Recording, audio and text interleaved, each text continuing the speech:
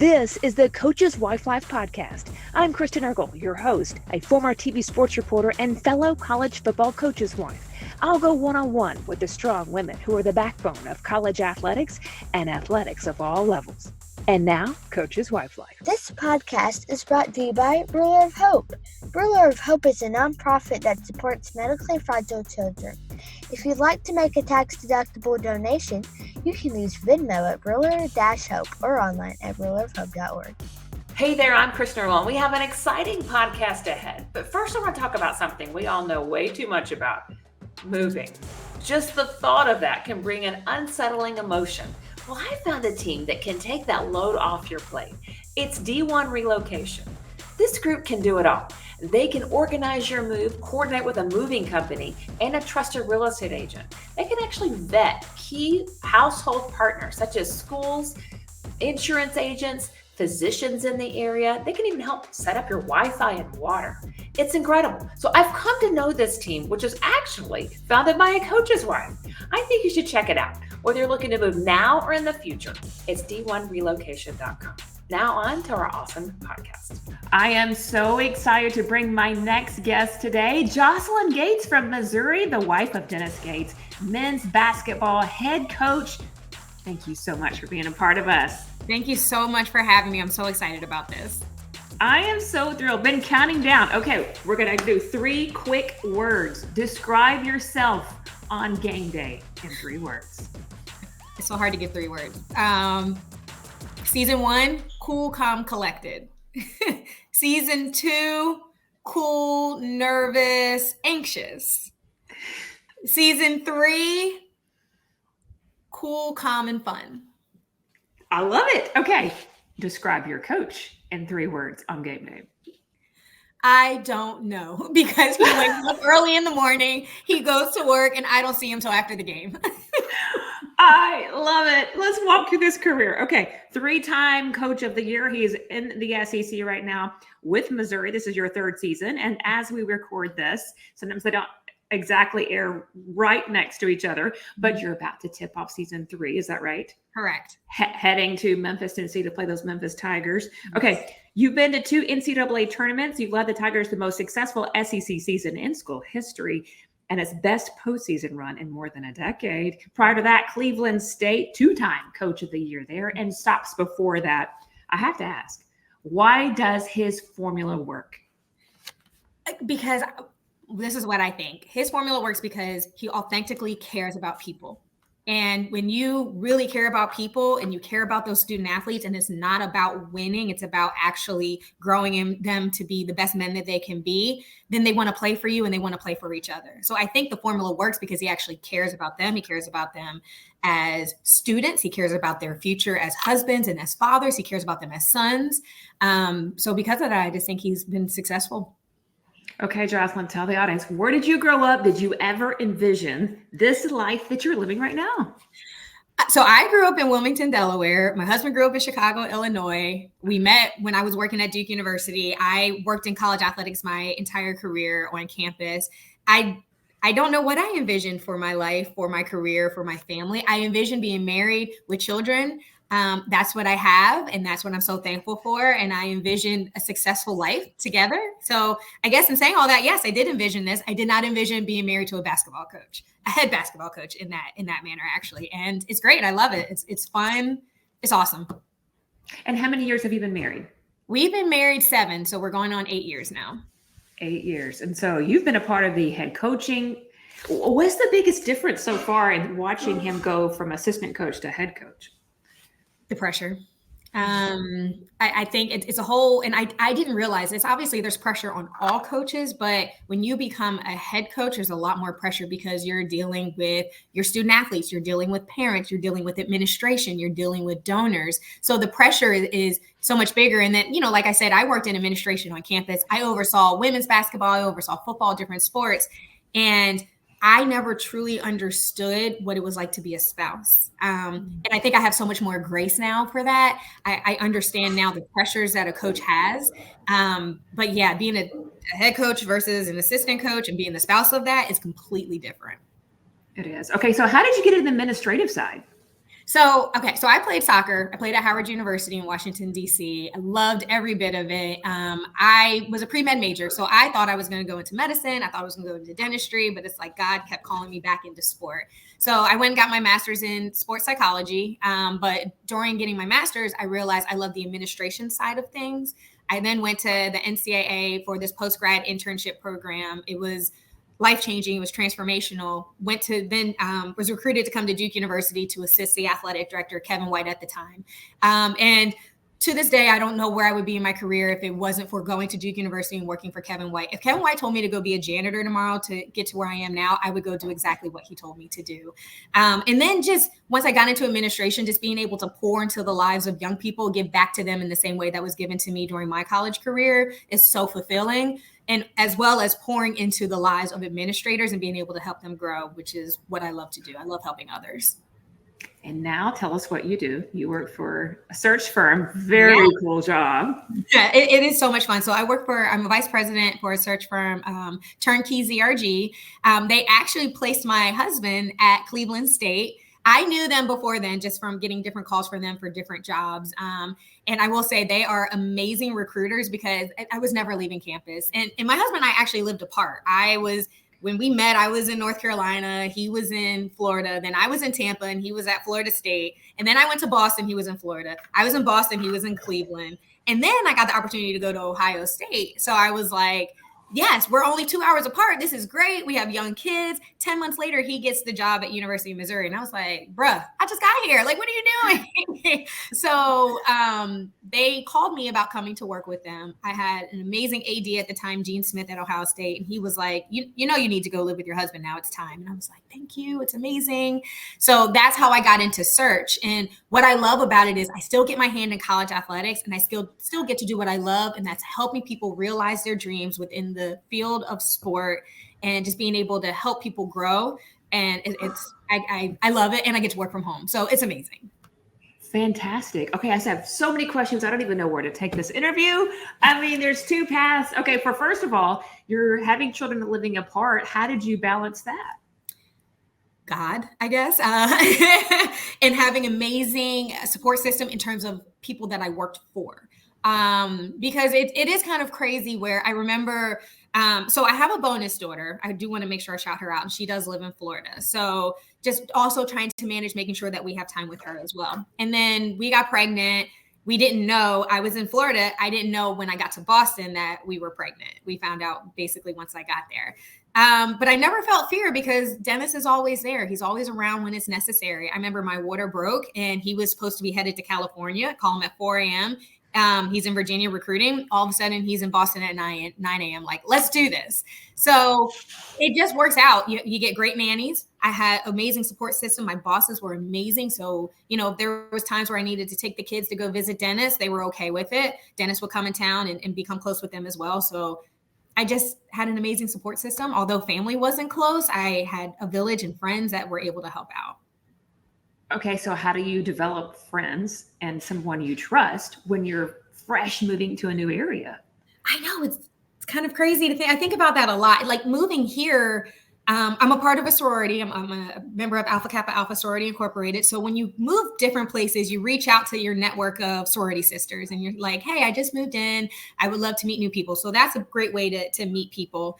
And then, when you join a church sometimes, and that's been able to be great for me, joining a church and meeting different people there. When I was in Boston, I met somebody through my sorority who then introduced me to another group of women. And about 5-6 years later, we're all still really close and really tight. We visit one another. So basically, you just go and you have to put yourself out there and you have to be okay with putting yourself out there to meet people in order to find that village. And I've been so fortunate every stop I've moved to, I've been able to meet and find a village.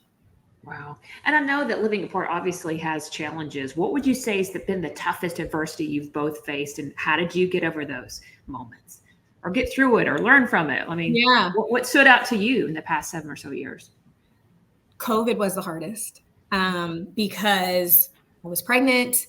Didn't feel safe being pregnant, hopping on an airplane. So we had to manage not being able to see, like we were used to seeing each other a couple times a month. During COVID, we were only able to maybe see each other once every 3-4 months. And then, they're in the bubble, so you can't take any chances. I think that was the hardest time. And what gets you through it is knowing that there are worse things in life and you can get through anything, especially if you're together doing this. And that's, I think, what has been able to allow us to continue to move forward. And now and let's be honest, living together at first is not easy. I'm going from one house where it's me and the kids and we do things a certain way. And he's used to being able to come home and watch film and not have to entertain anyone or say hi to anyone. So being able to come together in that way has been a transition, but there's nothing better than when he comes home and the kids are there like, daddy, and running into him and running up to him and wrestling and doing all kinds of things. So the hardest thing is being apart, especially when you have a factor that it doesn't allow you to come to be together, but we are best friends. So it helps you get through everything. And how many kids do you have right now? So we have 3. My bonus daughter, Avery, she's about to be 11. And then we have a 6. Let me get his name or his age right. 6.5, because he would not 6.5. Say that. 6.5. Duke, he is in 1st grade. And then we have a 3-year-old Denver. Oh, so Duke and Denver. And Duke's actually Dennis Gates the 3rd, but Dennis gave him the nickname of Duke. And then Denver is Denver Gyra. So for short, you can call him DJ. So there's a Dennis the 3rd, and then there's a DJ. So after he named I love it. I had no say. Yes. I was fine with that. And so y'all have lived in the same town since your youngest was born? No, just in the same town for 2 years. Yes. Wow. Yes. So the first, you're by yourself going to work at a very high stress job. Yeah. Where you're gone nights and weekends, and you're. Mm-hmm. Do you look back at those moments and go, "Wow, how did I survive this?" I think about it all the time. I have no idea how I did it. And then at one point, when I was at Boston College, I got into a groove. I had a nanny. I had my village. But then when the baby was 5 weeks old, I moved to Ohio and started a brand new job where I'm overseeing football and I'm having to be away. And I didn't have that support system yet. So luckily our parents came into town to help out. But I don't know how I did it. And what I tell people is God did it for me, because I literally have no idea how I could have done that.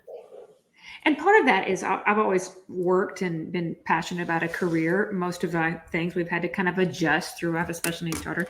But I think a lot of things we face is it's hard for coaches' wives to have major careers. It is. And so much sacrifice involved, obviously. And then your heart is out there with the kids, and you have real mama guilt. I mean, how did you navigate? Like, no, I have some aspirations. I want to be here too. Like, how did you come to terms with all of this? First, we were okay with living apart for a bit. We knew at some point my career would adjust, or maybe my career would bring him to where he is. So I knew that in the back of my mind, and I knew my family was most important. I decided to go get my doctorate so that I could also maybe but I could also maybe become a professor at whatever institution he's working at. So I just tried to prepare myself for what the day that will come where maybe my career looks a little bit different. And I was okay with that. But I was able to chase my dreams for so long. I was able to reach a point in my career that I was so proud of that it was okay to make that change. Turnkey ZRG is a force. Yes. You're involved with coaching searches. Mm-hmm. Is that hard a little bit with a spouse in the profession as well? Like, do you tiptoe sometimes, or do you have to wall off, or how do you do that? We don't talk career with each other. He doesn't tell me a lot about what's going on with his, and I don't tell him too much about what's going on with mine. I will say sometimes, let's say there's a search going on and there's an AD that I'm close with. They may say, "Hey, ask Dennis for names." But otherwise, we just kind of keep it separate. And I think that's what keeps it best, because we both respect and understand confidentiality, and we don't want to mess up each other's things. So we make sure to keep them separate. Yeah, I know. My husband and I faced that. I was the sports reporter in Baton Rouge at the same time he was coaching at LSU and covering the team. Yeah. I mean, that is really hard. A little bit, putting up boundaries sometimes, and having to be okay with putting up that boundary. If people are like, "Hey, does your husband know this, this, and this?" Nope. We don't talk about it. So it's really easy to put up a boundary, and you have to be okay with doing that. It's the same thing with, like, is there an injured player? And sometimes, honestly, I don't even ask about it, so that I just don't have. We have so much other things to focus on with our Yes. personal lives, the Yeah. kids and what they've accomplished that day and what tests are coming up. Sometimes it's easy not to talk about it. You feel the Well, same way? funny story. Yes. And people find this crazy, but it worked for us. So, the year that my husband was hired at the University of Missouri, his name was out there for so many jobs. And he wasn't talking to me about them. And I was like, in my head, I was like, oh, are you going here? Are you going here? What are you doing? And he actually calls me one day and he said, hey, I need you to get the boys out of school and I need you to drive. I was in Ohio. I need you to drive up to Cleveland. It's about 2 hours. I need you to get here and I need you to pack for a press conference. And I'm thinking to myself, well, what colors do I need to pack? What do I need to do? Where are we going? What's happening? So I'm hearing all these rumors. And at this time, there's media people calling me. There are different search firms calling me. There's all these people calling me. And what I loved is I didn't have to lie to anybody. I literally did not know anything. And then when I walked through the door, that's where I saw the amazing AD at that time from University of Missouri. And she's like, hi, Jocelyn. And I was just like, oh, we're going to Missouri. And it was great. Luckily, I had like a day or two to go shopping for some different outfits for me and the kids. But I appreciated not being in a position where I had to lie to people, which I would have done. I would have been like, hey, I don't know where we're going or what we're doing. But I didn't have to do that. And it was a fun story that now we'll have forever. That's incredible. So you didn't actually, walking through big career decisions, there have been times when you didn't discuss it with each other. Yeah. And I'm okay with it. And I think maybe working in college sports has allowed me to be flexible and fluid in that way. I've lived in so many different cities. I'm kind of at this point, like, where you go, I go. And it's fine with me. I trust you and your career enough that you're going to make the best decision for our family as well. Wow. What was it like? Okay, this is happening. He's getting an SEC job. College athletics, how big that is. Some of us may not experience that. So just let us hear about it. And we're going to cheer you on in that, like giving you grace to brag and walking that a little bit. But what does that feel like? Well, it's proud, obviously, excited. I never felt fear because I knew this is what he's destined to do. Dennis has a dream of being a Hall of Fame coach, and I know he's going to be that. And I know he did have to make that transition to a power conference to be able to achieve those goals. So I feel excitement. I know this is where he's supposed to be. I know I'm supposed to be more nervous all the time, but I'm not. I just know he's going to be successful. It's exciting, but the pressure is insane. I will tell you that much. The pressure is a whole nother level. The SEC, I love all conferences. I've worked with a lot of different conferences, but the SEC, they're the best. You can't deny that. So the pressure is just that much more, but it allows me just to maybe give him a little bit more grace. Like, hey, you can't make it to this event. That's okay. You have a lot of pressure on you right now. The boys and our daughter Avery, they love it. I don't think they understand SEC, but they understand coming in and seeing, packed crowds, and they understand seeing people boo sometimes or people be happy sometimes. And just to be able to see our kids be raised in this environment, it's really fun and it's really exciting. Ask me in a couple years how it feels again, and then we'll see what my answer is then. Okay, what 2 to 3 things are you doing that's helping drive success, not just for your career? I'm going to talk about that as well, but for his career right now. What's working that we may not really see? Well, I will say this. I think I push my husband to do things he doesn't necessarily want to do. He's an introvert, which is crazy because he is a big time college coach. I'm a major extrovert. So I'm like, hey, let's do this. And he may begrudgingly do it. And then afterwards, I remember one time we did something, and afterwards he shot me a text like, hey, that was a lot of fun. Thank you so much for getting me to do this. Or I get him to go places and that he doesn't necessarily want to go. And then afterwards he's thankful that he's done it. And I think it gives him a little bit more exposure, and people get to see him as Dennis Gates, the husband, and Dennis Gates, the father, not always Dennis Gates, the coach. And I do think that helps him out a lot. We live in the most amazing community here. Let's be honest, we did not have a great season last year. It was the worst season of his career.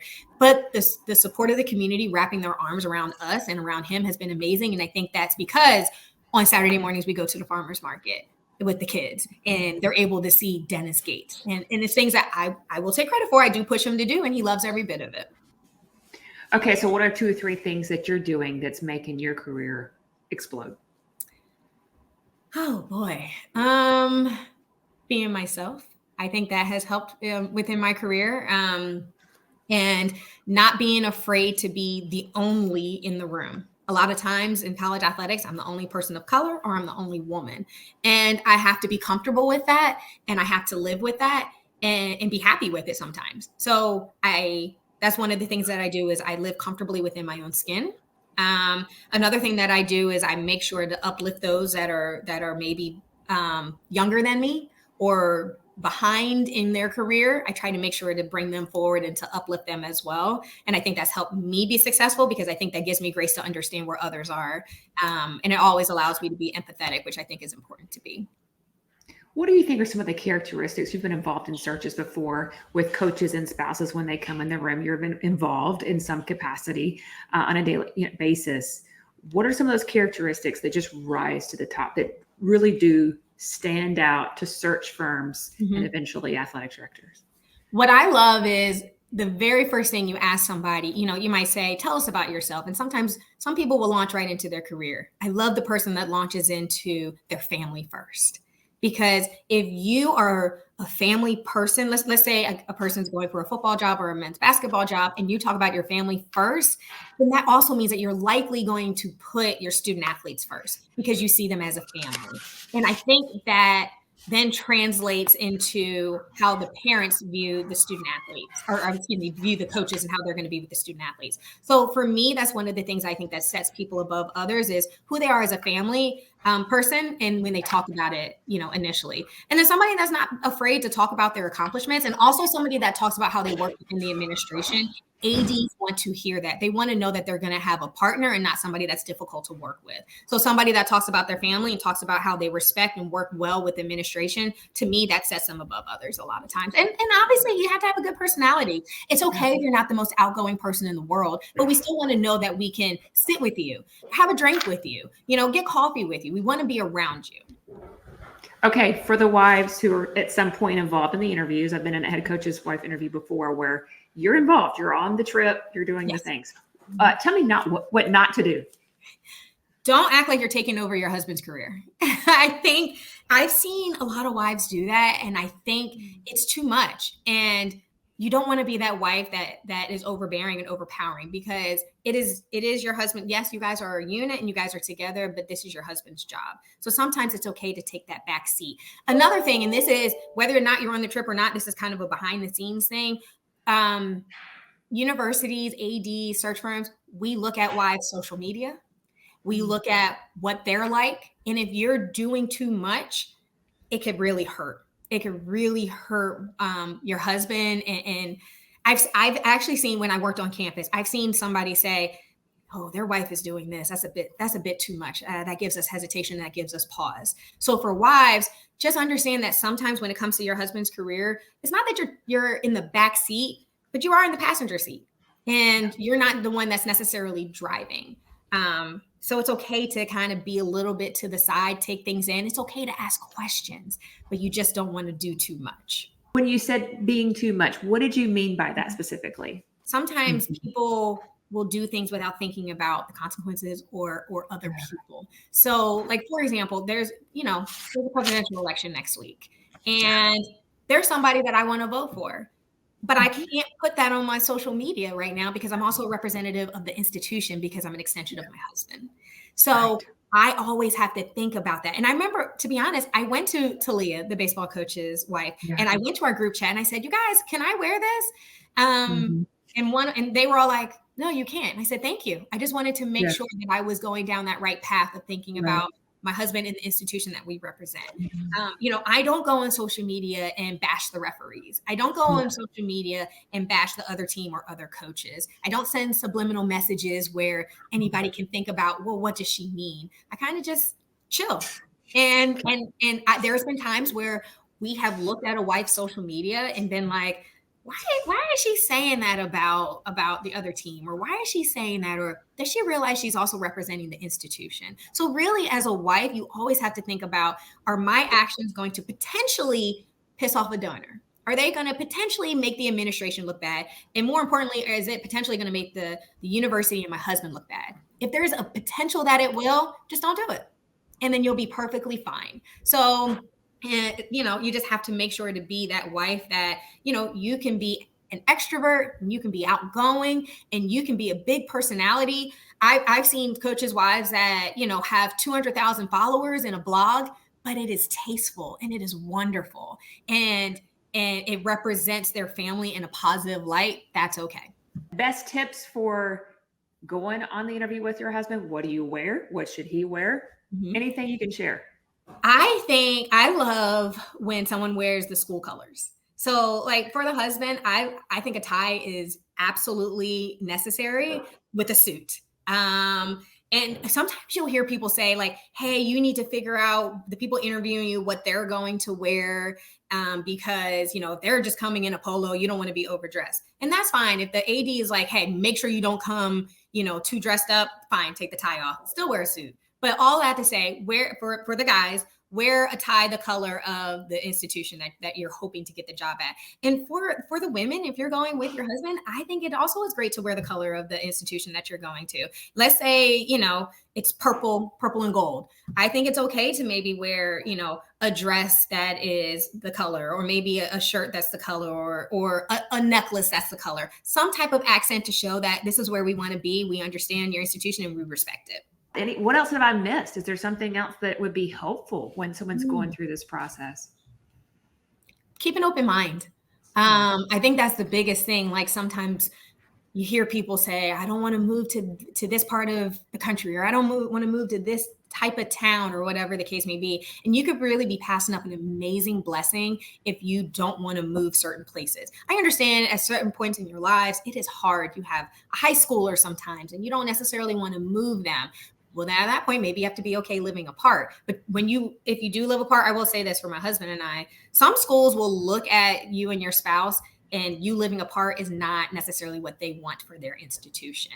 And that's okay. Maybe that's not the institution for you, or maybe you have to change things up a little bit, but you have to keep an open mind. You have to be fluid, and you have to be very flexible within this business. And I have seen a lot of spouses that don't want that flexibility, and maybe they put that pressure on their husband sometimes, and it messes things up. Yeah. How much involvement do you personally have with the student athletes and support staff at Missouri right now? Well, I will say with the basketball student athletes, whenever we have we live super close to campus, like right across from campus. So whenever we have a recruit in town, they come here for dinner. The whole team comes for dinner. All the coaches, all the kids, all their children come. So we're around them a lot. And that's important to Dennis, because Dennis wants the student athletes to see the coaches as also family men and as fathers. So we do have great interaction with that, but I'm not walking over there and doing, sessions with them. I'm not doing anything of that nature. I am strictly the wife of the head coach, and I get to pour into their lives in that way. They hang out with our kids sometimes, and they, my 6-year-old is really into paper airplanes right now. And one of the players is into doing paper airplanes. So whenever they come over, they do paper airplanes together, and they have competitions of throwing them. So that's our involvement in the student athletes' lives. What about the spouses of the coaches' wives? Game days, you guys sit together? How does that work for y'all? We're really close. So we have a group chat. And it's funny. I think about this with football. Like, I don't know how football does it, because there's so many. Yeah. There's not nearly as many with us. So we hang out. A lot of us have children around the same age, so we hang out a lot. In terms of game day, and this is a great thing about an SEC or larger institution. There is a suite that we are able to go to. We were able to eat and congregate before the games. However, every last one of us sits down in the stands right behind the bench during the game. We want to make sure our husbands see us. We want to make sure those players know that we're there supporting them. So that's what we do kind of on game day. After the games, we do all kind of go to the basketball offices and wait for our husbands to come, and then we go home. But, there's a coach's family is coming trick-or-treating with us today, or, a coach's son turned 3 the other day, and they had a big birthday party where all the staff was there and all the kids were there, and we just had the best time. So we're together a lot, and we're all really, really close. And I'm so thankful because we all gel so well together. And we, as wives, know, there are high highs, low lows, seasons, great seasons. And you're like, what happened? Somebody's injured. How do you keep Coach inspired, encouraged when if you haven't gone through a tough season, someone listening, it will happen at some point. If not, I don't know. You're the anomaly. But there is. Oh no, we had a bad one last year, so yeah, we've been there. So how do you keep them encouraged? I mean, what do you say? Is it songs? Is it text? Is it? I mean, what part do you play? So I do try to say encouraging words, but I think the best thing to keep my husband encouraged is to sometimes give him space. He sometimes needs space to live in what's going on and work through it himself. And that's taken me time to understand, just living together, saying like, I thought maybe I need to be there. I need to do this. And sometimes I just need to say, hey, it's all good. And give him that space. And then sometimes in giving him that space, then he wants to talk about it. Sometimes he doesn't. So that's what I found for me. And I know every coach is different. Every wife is different. And it's really just taking that time to realize what it is that they need and then giving them the grace and by doing that for them. For me this year, I've been really trying to be a steady in the storm, just not get too high. And this is year 22. So, I'm trying something new, Yes. And so, but I noticed that there are places I need to go to for support to stay that steady and to not let this get to me and not fast forward my brain and what happens that. Yeah. Right. Where do you go? What's your way to stay steady? First is God, because he grounds me in everything that I do. And Amen. Yes, absolutely. And then sometimes my friends outside of the business help ground me because they don't really know what's going on. And sometimes they don't care what's going on. Yeah. So that's what I need. Sometimes I need normalcy during that tough time, because if you think about it, like the coaches' wives, as great as they are, they're stressed too.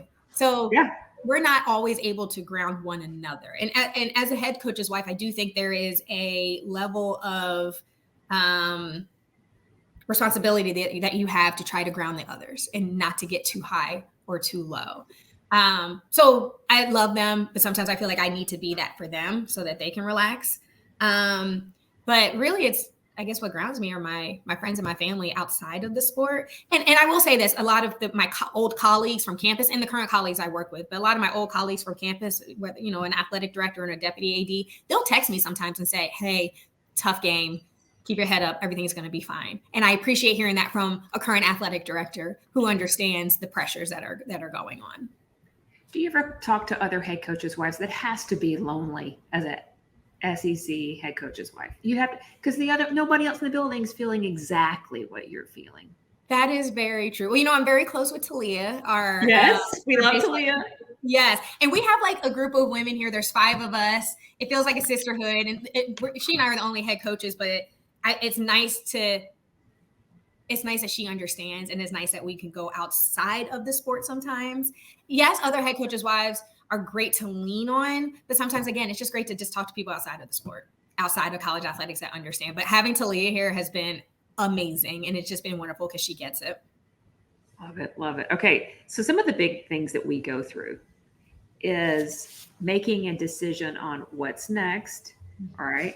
And then not looking back if you're in the middle of a tough season going, oh, we had an opportunity to go there and that they took off, and second guessing yourself. And then you're like, okay, no, I feel like God's called us here. And how do you navigate emotions like that when you see? Yeah, I don't know. Oh, yes. Because remember, I said that year that he came here, I felt like every school was coming after him. I don't really know because he didn't tell me, but I'm waiting for the book afterwards to give me you need to in like 40 years. Yes, exactly. I want to buy the memoir. Absolutely. I want all the schools. Again, what kind of brings me back, I'm just really grounded in my faith. And so I know like God sent us here for a reason. That's why I think again, we had a really, really tough year last year. We went over in conference. That's never happened in his career. So I just remember God, you sent us here and you didn't send us here to fail. So whatever happens, Lord, it's exactly where we're supposed to be. But also pulling from some of his mentors' careers and seeing Leonard Hamilton is his biggest mentor, and he's the head coach at Florida State. And Leonard Hamilton had an over season, I believe, when he was in the Big East. And I look back at that and think, look at his career now and look at what he's done and look at where he's been. And he had that tough season. All right, Lord, you're going to make us stronger from this. So I just stay grounded in my faith. Love it. Okay. How do you maintain balance personally? Do you work out? Do you do the same thing every day? I can tell you're a woman of faith. You're having your quiet Yes. time. Yes, I do my quiet time. I do love to work out. I love Orange Theory. That's my spot. I used to box, but then, sometimes you move to a smaller town and you don't have boxing gyms here.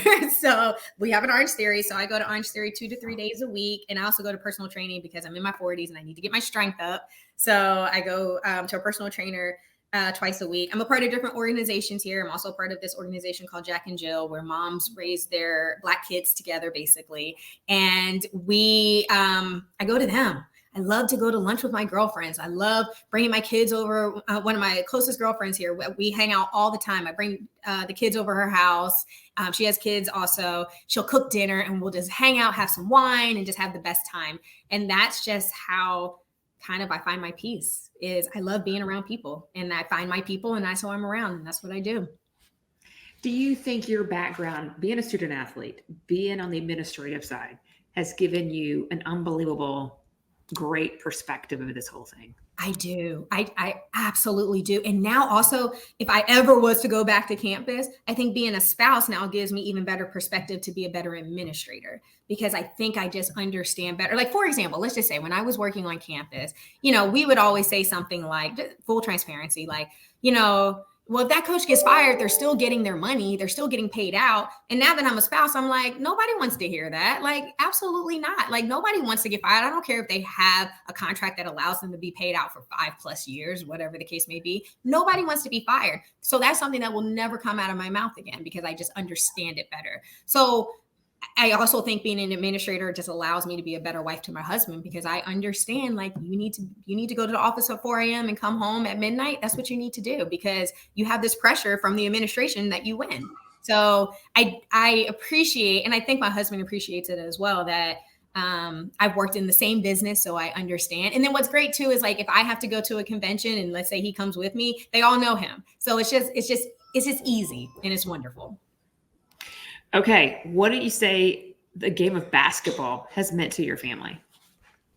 Oh gosh, well, it means so much because it's my husband's dream, and it's fun, and the kids just love it. So what it means to us is, basketball is our livelihood. We can't deny that. It's what pays our bills, but also what brings joy and fun to the family. I love that the boys especially get to be raised around these student athletes, and they get to learn from them, and they get to have a great time with them. And that's great too. I love that they find fun in it. My 6-year-old's dream is to meet Steph Curry and go to one of his games. And so my husband was like, okay, we'll make it happen. I was like, yes, I can't wait. And they both said, no girls allowed. So I'm like, oh, so it means bonding for them. And I love that. I love that about it. Okay. What's the most rewarding thing about both of your careers and his? I mean, a career that's still unfolding. Yes. You said the most rewarding thing. Well, the most rewarding thing for me as it relates to my husband's career is being a part of it. And just to your point, it's still unfolding, and just being here day in and day out and seeing it. And I love it. I love that my husband wears a suit at every game, because that's what a lot of coaches don't do anymore. And I'm proud to see that he's forging his own career and what he wants it to look like. And I love that. I don't remember the other question, but I love that. Rewarding for your career as well. Oh, most rewarding for my career is, again, seeing people realize their dreams.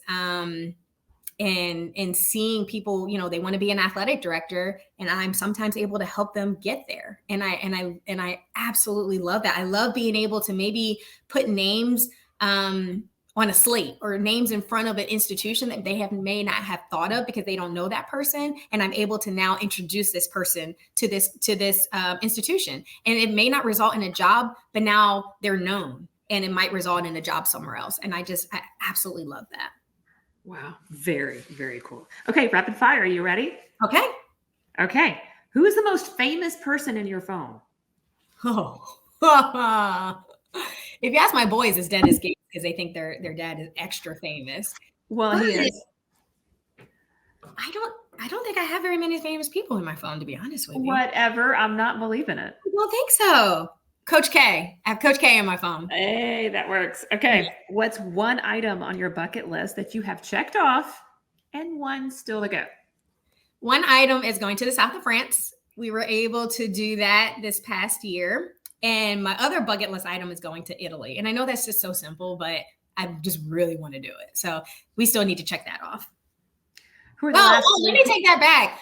Another bucket list item is watching my husband play in the Final Four. There you go. We haven't gotten there yet. So that's the real bucket list item. I love it. Who are the last 3 people you have texted? Let me look and see. 2 of my girlfriends that live here. One of we're planning a crab feast on Saturday, and another one I just talked to 24/7. And then another one was a coach's wife. Love it. Okay. Funniest account you follow on Instagram? Oh, there's so many. There's this lady called Jess Hilarious. She's out of Baltimore. She's a comedian, but she's also on this morning show, I believe, The Breakfast Club. I think she's hilarious. So Jess Hilarious. She's one of the Okay. And Kev on stage. He's funny too. Okay. What about your life impresses your kids the most? About my life? Nothing impresses my kids about my life because I'm mom. Nothing is impressive to them. So I would say nothing impresses them about me for some reason. Is that a mom thing? They're too young. They don't know. They don't know yet. Yes. No. Okay. What would be your walk-up song?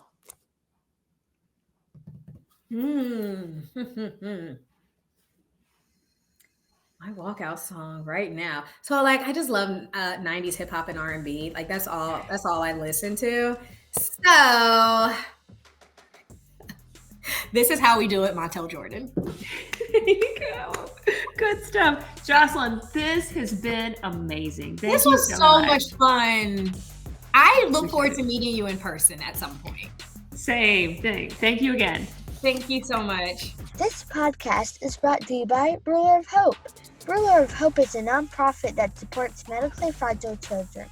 If you'd like to make a tax-deductible donation, you can use Venmo at Ruler-Hope or online at rulerofhope.org. For a replay of this episode or previous episodes, visit coacheswifelife.org and follow us on social media at Coaches Wife Life.